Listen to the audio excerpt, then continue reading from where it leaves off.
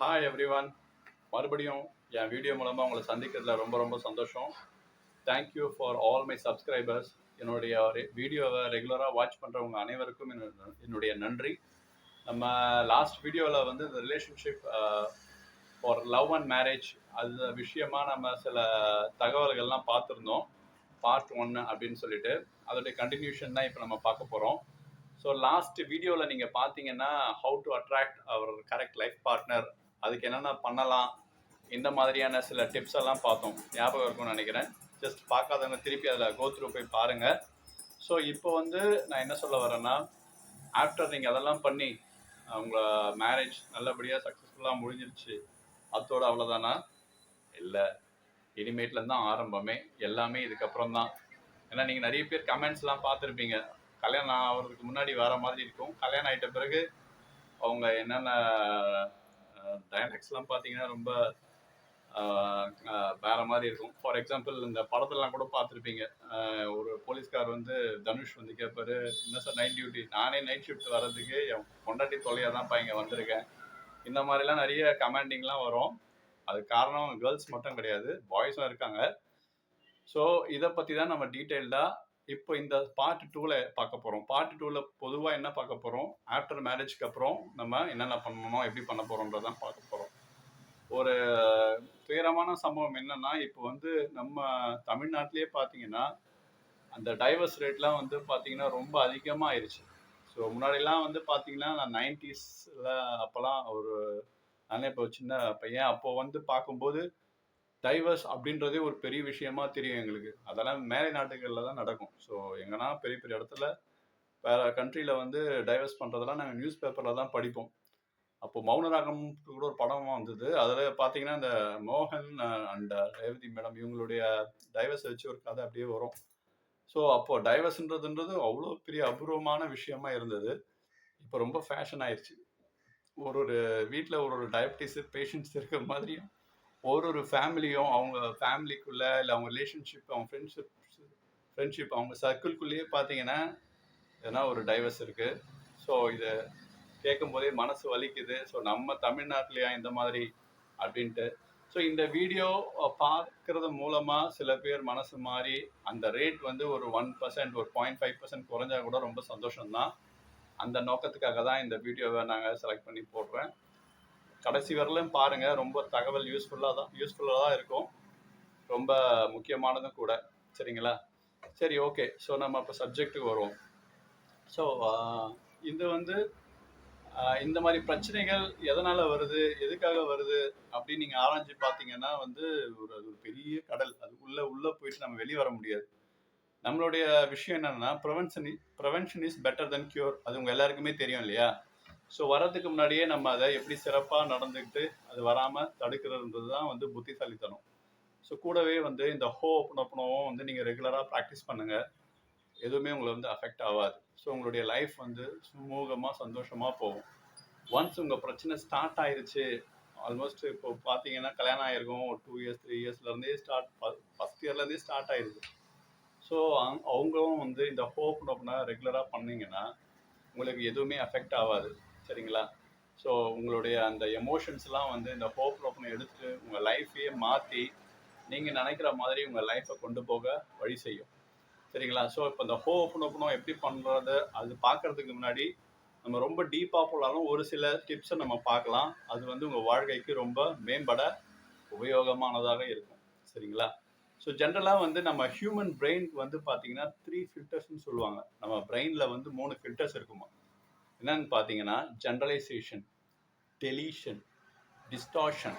இந்த 3 வகையான ஃபில்டர்ஸ் இருக்குது. சரிங்களா? இந்த 3 வகையான ஃபில்டர்ஸ் தான் வந்து நீங்கள் எடுக்கிற டெசிஷன்ஸ், உங்களுடைய எமோஷன்ஸ்க்கு எல்லாமே இதுதான் காரணமாக இருக்குது. இது வந்து என்ன பண்ணுதுன்னா அந்த உண்மையான ஒரு ரியாலிட்டியை மறைச்சிட்டு இது மூலயமா உங்களுடைய பார்க்கறதுனால தான் உங்களுக்கு அந்த மாதிரியான எமோஷன்ஸ், தப்பான விஷயம், இதெல்லாம் முடிவு எடுக்கிறது, இது எல்லாமே அதில் தான் வருது. ஸோ ஜென்ரலைசேஷன் அப்படின்னா என்னங்க?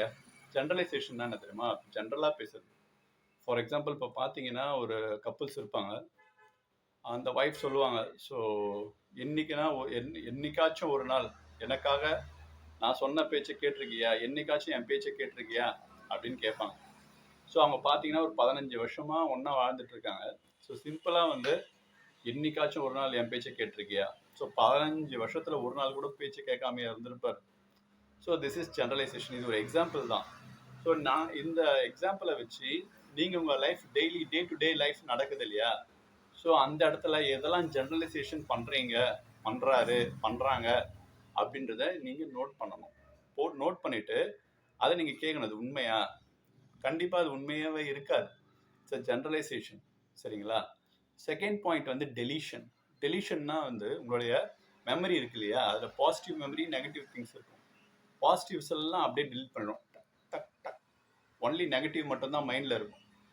ஃபார் எக்ஸாம்பிள் டெலிஷன் வந்து இப்போ பார்த்தீங்கன்னா 2 பேரும் ஒத்துமையாக தான் இருப்பாங்க. திடீர்னு ஒரு சண்டை வரும்போது ஹஸ்பண்டோ ஒய்ஃபோ வந்து ரொம்ப பேசிடுவாங்க. சரிங்களா? ஸோ அவங்க மைண்டில் வந்து பார்த்தீங்கன்னா இப்போ இந்த லேட்டஸ்ட்டாக பேசினாங்க தெரியுமா, அந்த நெகட்டிவாக பேசினாங்க தெரியுமா, அது மட்டும் தான் ஹைலைட்டாக வந்து நிற்கும். வேறஸ் அவங்களுக்கு வந்து இத்தனை வருஷமா, எவ்வளோ மாத காலமாக, எவ்வளோ வருஷ காலமாக ஏதோ நல்ல நல்ல விஷயம்லாம் அவங்க மூலயமா நடந்திருக்கும், அது எல்லாத்தையுமே கட் பண்ணிடும். ஸோ இதுதான் வந்து நெகட்டிவ் டெலிஷன். ஸோ பாசிட்டிவை வந்து டெலிட் பண்ணிவிட்டு நெகட்டிவை மட்டும் நம்ம மைண்டில் வந்து கொண்டு வந்துடும். ஸோ இது ஒரு டைப்பு. தேர்ட் வந்து டிஸ்டார்ஷன். அதாவது ஒரு விஷயம் நடந்தே இருக்காது, அது நம்ம மைண்டே வந்து ரொம்ப கற்பனை பண்ணி பெருசாக ஆக்கியிருக்கும். சின்னதாக தான் ஒரு விஷயம் நடந்திருக்கும், அது வந்து பெருசாகிறது தான் டிஸ்டார்ஷன். ஃபார் எக்ஸாம்பிள், இதுக்கு ஒரு எக்ஸாம்பிள் சொல்லணும்னு வச்சிங்களேன். நீங்கள் ஒரு பார்ட்டிக்கு போகிறீங்க, நீங்கள் தூரமாக நிற்கிறீங்க, ஒரு 3-4 பேர் வந்து உங்கள் ஃப்ரெண்ட்ஸ் அங்கேருந்து உங்களை கையை நீட்டி ஏதோ காமிச்சு பேசுகிறாங்க. ஸோ அப்போ பேசும்போது உங்கள் மைண்டில் என்ன தோணும்? அவங்க நம்மளை பற்றி தான் கமெண்ட் பண்ணுறான், இதை சொல்கிறான், அதை சொல்கிறான், இதை பண்ணுறான் அப்படின்ற ஒரு தாட் உங்கள் மைண்டில் வருமா இல்லையா? உங்களுடைய கற்பனை வந்து அந்த இடத்துல அப்படியே பறந்து ஓடும். ஸோ இதுதான் வந்து டிஸ்டார்ஷன். இந்த மாதிரி உங்கள் லைஃப்பில் வந்து ஆஃப்டர் மேரேஜ்க்கு அப்புறம் எதனா ஒரு சின்ன இன்சிடென்ட் வந்ததுன்னா அது உண்மையாகவே இருக்காது. ஆனால் நம்ம மைண்டு வந்து எவ்வளோ ஒஸ்ட்டாக அதை கற்பனை பண்ண முடியுமோ கற்பனை பண்ணிக்கிட்டே இருக்கும். இதுதான் இந்த ஜென்ரலைசேஷன், டெலிஷன், டிஸ்டார்ஷன். இந்த மூணுத்தையுமே வந்து நீங்கள் நல்லா கிளியராக உங்கள் லைஃப்பில் டே பை டே அதை அனலைஸ் பண்ணி பார்க்க ஆரம்பிச்சிருங்க. பிகாஸ் எதுவுமே ரியாலிட்டியே கிடையாது. ஆனால் வந்து இந்த 3 ஃபில்டரும் சேர்ந்து உங்களுடைய பார்வையே வேற விதமாக மாற்றிடும், ரியாலிட்டியை மறைச்சிடும். ஸோ ரியலாக பாருங்கள், எந்தெந்த இடத்த ஃபில்டர் ஆன் பண்ணணும், ஆஃப் பண்ணணுன்றத நீங்கள் முடிவு எடுத்துக்கணும். அந்த கண்ட்ரோல் உங்கள் கையில் கொண்டு வந்துடணும். சரிங்களா? ஸோ இந்த மாதிரி பண்ணிங்கன்னா மோஸ்ட் ஆஃப் த ப்ராப்ளம் வந்து நீங்கள் அவாய்ட் பண்ண முடியும். செகண்ட் வந்து பார்த்தீங்கன்னா, எதுக்காக நம்ம மேரேஜ் பண்ணுறோம்? What is the purpose of marriage? மேரேஜ்ன்றது என்ன தெரியுங்களா? ஆஃப்டர் மேரேஜ்க்கு அப்புறம் என்ன, ஒரு அடுத்த ஜென்ரேஷனுக்கு ரீப்ரொடக்ஷன் பண்ணுறது மட்டும்தான் மேரேஜா? அது கிடையாது. அது ஒரு பார்ட் இருக்கலாம். ஆனால் வந்து ஒரு மேரேஜ்ன்றது என்னன்னா ஒரு கம்பேனியன்ஷிப். உங்கள் கடைசி வரலும் உங்க கூடயே வரப்போகிறாங்க. ஸோ ஆஃப்டர் மேரேஜ்க்கு அப்புறம் உங்களுக்கு கிடைக்க போகிற அந்த மன நிறைவு, இந்த சந்தோஷம், திருப்தி, இதுதான் அதோடைய பர்பஸ். எதுக்காக மேரேஜ் பண்ணுறோம்? இப்படி தான் ஒரு கான்ஃபிடென்ட், ஒரு செக்யூர், அங்கே இருக்காங்க அப்படின்ற ஒரு எமோஷன் நமக்கு ஒன்று கிடைக்குது இல்லையா? இதுதாங்க மேரேஜ். இதை நீங்கள் புரிஞ்சுக்குங்க. நீங்கள் செலக்ட் பண்ணும்போதே கரெக்டான ஆளை செலக்ட் பண்ணிடுங்க. சப்போஸ் சில டைம் கரெக்டான ஆளை செலக்ட் பண்ணி இருந்தாலுமே கூட உங்களுக்கு நடுவில் இந்த மாதிரி சேலஞ்சஸ், பிரச்சனைகள்லாம் வரதான் செய்யும். இந்த எமோஷன்ஸ் எல்லாம் கொஞ்சம் அவேர்னஸாக இருந்து கிளியர் பண்ணுங்கள். கிளியர் பண்ணி சந்தோஷமாக ஒருத்தர் பரஸ்பரமாக வாழுங்க. காலையில் எழுந்தவுடன் எத்தனை பேர் உங்கள் லைஃப் பார்ட்னருக்கு குட் மார்னிங் சொல்கிறீங்க, ஹக் பண்ணி ஐ லவ் யூன்னு சொல்கிறீங்க? எத்தனை பேர் கல்யாணத்துக்கு அப்புறம் லவ் யூன்னு சொல்லியிருக்கீங்க? கல்யாணம் ஆகிறதுக்கு முன்னாடி லவ் பண்ணவங்க நிறைய தடவை சொல்லியிருப்பீங்க, பட் ஆஃப்டர் மேரேஜ் எத்தனை தடவை லவ் யூன்னு சொல்லியிருக்கீங்க? நீங்களே இந்த கேள்வியெல்லாம் உங்ககிட்ட கேளுங்க. அப்போ தான் நீங்கள் வந்து உங்கள் லைஃப் பார்ட்னர் க்ளோஸ் ஆக முடியும். ஸோ எல்லாமே வந்து உங்களுக்கு ரொம்ப சந்தோஷமாகவே மாறும். சரிங்களா? சரி, ஓகே. இப்போ வந்து இந்த பேசிக் டிப்ஸ் எல்லாம் வச்சுட்டு டெய்லி வந்து ஹோப்பனோப்பனோ நம்மளுடைய ப்ரேயர் சொல்லுவோம் இல்லையா, அதை நம்ம ரெகுலராக பண்ணிடுவோம். ஸோ இப்போவும் நம்மளுடைய ப்ரேயரை, ஹோப்பனோப்பனோ ப்ரேயரை, இந்த நம்மளுடைய ரிலேஷன் ஸ்ட்ராங்கு வலுப்பட இதை இப்போ பண்ண போகிறோம். சரிங்களா? ஸோ ஆஸ் யூஷுவல் கண்ணை மூடிக்குங்க, ஹார்ட்டில் கையை வச்சுட்டு I'll take 100% responsibility for all the negative emotions for our current life. I don't blame on you, my dear sweetheart. I will take 100% responsibility for all the negative situations. I'm really sorry, my dear, for not taken care of. I'm really sorry, my dear sweetheart, for blaming you always. I'm really sorry, my dear, for not giving you enough time. Please forgive me, my dear, for not taking care of you. Please forgive me, my dear, for not giving you enough time in my life. Please forgive me, my dear, for always judging you. Thank you so much, my dear. Because of you, I am here. Thank you so much, dear. You are always stand with me.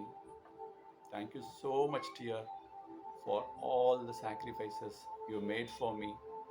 Thank you so much, my dear, by treating me as your child. I love you so much, my dear. Because of you, I'm standing very proud. I love you so much, my dear. I love you so much because energy level, we both are one. I'm sorry. Please forgive me. Thank you. I love you. எப்படி feel பண்ணுறீங்க ஒரு வேர்டில் கமெண்டில் போடுங்க. So உங்கள் life பார்ட்னர்கிட்ட இந்த மாதிரி நல்லா ஜாலியாக பேசிட்டு எனர்ஜெட்டிக்காக இருங்க. இந்த ஓப்பனோன்றதை ரெகுலராக நீங்கள் காலையிலையும் மாலையிலையும் கண்டிப்பாக பண்ணுங்கள். இது உங்கள் லைஃபையே கண்டிப்பாக வேறு லெவலில் மாற்றும்ன்றதுல எந்த சந்தேகமும் கிடையாது. இதை பற்றி ஃபர்தராக இன்னும் அதிகமாக பயிற்சி எடுக்கணும், இதை பற்றி தெரிஞ்சுக்கணுன்னா என்னுடைய வாட்ஸ்அப் நம்பரை நான் இங்கே கொடுத்துருக்கேன், டிஸ்கிரிப்ஷன்லேயும் இருக்குது, அதில் பிங்க் பண்ணுங்கள். ஸோ உங்களுடைய ஓப்பனோ பயிற்சி ரெகுலராக பண்ணுறதுக்கு ஒரு 30 days ப்ரோக்ராமும் இருக்குது. உங்களுக்கு இன்ட்ரெஸ்டடாக இருந்ததுன்னா நீங்கள் ஜாயின் பண்ணலாம். ஸோ ஃபர்தர் டீட்டெயில்ஸ்க்கு என்னுடைய வாட்ஸ்அப் நம்பரில் கூப்பிடுங்க.